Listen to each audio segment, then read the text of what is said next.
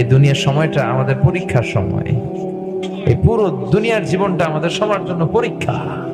যাদেরকে আল্লাহ ধন সম্পদ দিয়েছেন তারে আল্লাহ ধনী বানিয়ে পরীক্ষা করেন, যারে ধন সম্পদ দেন নাই তারে আল্লাহ গরিব বানিয়ে পরীক্ষা করছেন।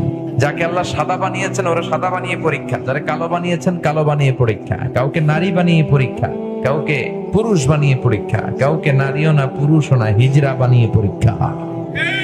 সবার জীবনটাই বিশাল একটা পরীক্ষা। লিয়াবলুয়াকুম আইয়ুকুম আহসানু আমালা, তোমরা কে কি আমল করো এটা আল্লাহ দেখে নিতে চায়।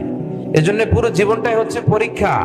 আর আমাদেরকে ফিরে যেতে হবে। আমরা আজীবন থাকতে আসি নাই, আমাদেরকে আল্লাহর কাছে ফিরে যেতে হবে। কিন্তু আমাদের লাইফস্টাইল, আমাদের জীবন, আমাদের সকাল বিকাল সন্ধ্যার দিকে আপনি খেয়াল করে দেখেন যে আমরা যে চলে যাবো এই চিন্তাটাই আমাদের মাথায় নাই। আমাদেরকে যে কবরস্থানে যেতে হবে এই চিন্তাটাই নাই। মরতে যে হবে এ নিয়ে কোনো টেনশনই নাই। আরো লাগবে, আরো চাই, আরো প্রতিযোগিতা, সব আমার, আমার এলাকা, আমার ক্ষমতা, আমার দাপট, আমার চেয়ে বড় কেউ নাই। কলা খাইতে পারবো 5টা, নিয়ে রাখছে 10টা। এই টেন্ডেন্সি মানুষের আছে না নাই? এই জন্য রাব্বুল আলামিন বলেন আলহাকুমুত তাকাসুর হাত্তা যুরতুমুল মাকাবির। বেশি বেশি পাওয়ার লোভ তোমাদেরকে একেবারেই গাফেল বানিয়ে দিয়েছে। দুনিয়ার লোভ লালসা কোনোদিন তোমাদের কমবে না।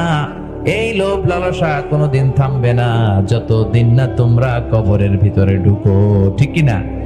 একদিন মাটির ভেতরে হবে ঘর রে মন আমার, কেন বান্ধ দালান ঘর? প্রাণ পাখি উড়ে যাবে পিঞ্জর ছেড়ে,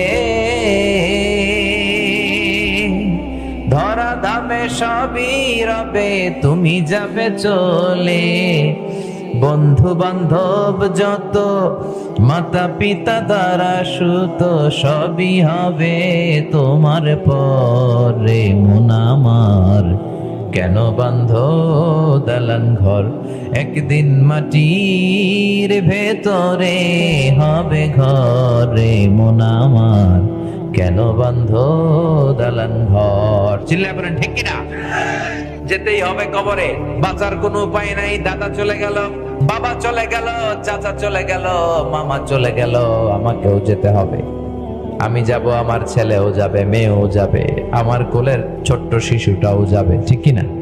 আপনার স্ত্রীর গর্ভে 3 মাসের 4 মাসের বাচ্চা, ওইটা মনে হয় যাবে না। এজন্য আল্লাহ বললেন আলহাকুমুত তাকাসুর, দুনিয়ার লোভ লালসা তোমাদেরকে গাফেল বানিয়ে দিয়েছে। আরো লাগবে, আরো চাই, আরো ধনী হতে চাই, আরো ফেমাস হতে চাই,